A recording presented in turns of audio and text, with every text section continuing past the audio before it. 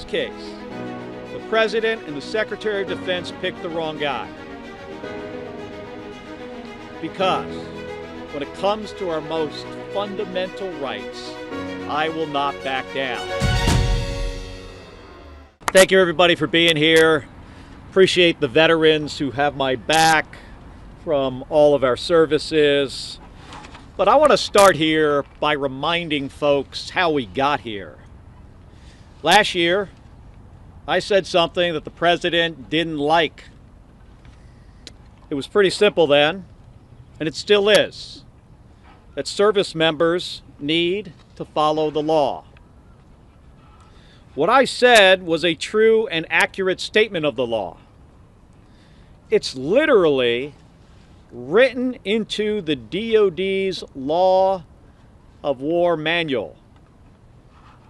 That's the same law that I was trained to follow, and that these veterans standing with me today were trained to follow. And it's the same law that every veteran is trained to follow. And in response, the President said I should be prosecuted and hanged. Then he tried to throw me in jail. And then Pete Hegseth, the Secretary of Defense, tried to censure me, demote me, and take away my pension. All for something I said that I had the right to say as a senator, as a veteran, but most importantly, as an American. But we all understand that this is not about me. They're trying to send a message to other retired veterans, and really, to all of us. If you say something that the President or this administration does not like, they're going to come after you. The President is trying to silence us. And I can't think of anything that's more un-American. Just like these folks behind me, I signed up to serve our country and protect our freedoms, including the freedom of speech. Most of us joined to be part of something bigger than ourselves, to protect and serve the country we love. I know Donald Trump doesn't understand that. And he doesn't understand us. And sadly, it seems that Pete Hegseth doesn't understand that either. Because even after a federal judge ruled earlier this year that his attempts to silence me were unconstitutional, he wouldn't stop. And today, this administration argued in federal court that not only do I not have the same freedom of speech rights as other Americans, but that the millions of other retired veterans across the country don't either, including many of the individuals standing beside me today. According to them, anytime a retired veteran says something that the Secretary of Defense doesn't like, they can be punished. So the people who have given the most in service to this country wouldn't be free to say what they believe. It's absurd and it's outrageous. It is an outrageous violation of our constitutional rights. One of our most fundamental rights is the right to speak out about the government.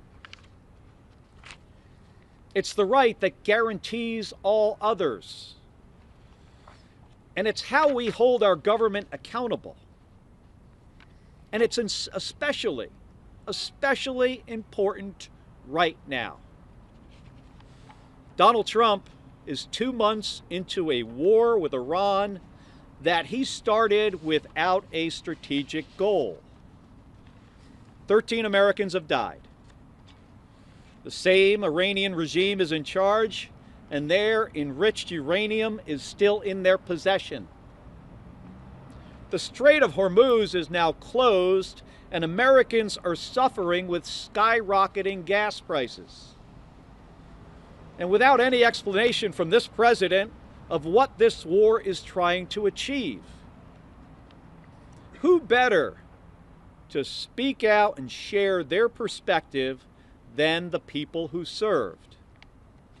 Retired military members who understand the risks and sacrifice of sending brave Americans into combat, who understand how to use combat power, but also understand its limitations,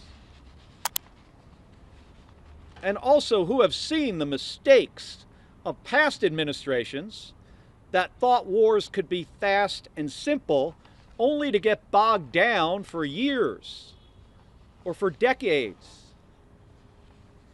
Retired veterans have always been an important part of our democracy. And that's exactly why I am not backing down.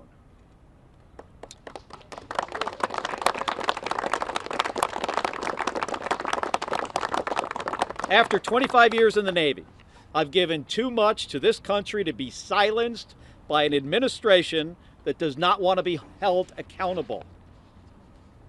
So today, this was a day in court, not just for me, but for the First Amendment rights of millions of us. This administration has bullied and coerced the press, private companies, and universities. The list goes on. But in this case, the President and the Secretary of Defense picked the wrong guy. Because when it comes to our most fundamental rights, I will not back down. Given what's at stake, I appreciate the judge's quick and careful consideration in this case. We have the Constitution and the law on our side. And I've never been more confident than I am today, standing here with my wife, Gabby, my daughter, Claire, and the guy who I flew almost all my combat missions with, Paul Fujimura, but also with these brave men and women who served our country. Don't give up the ship.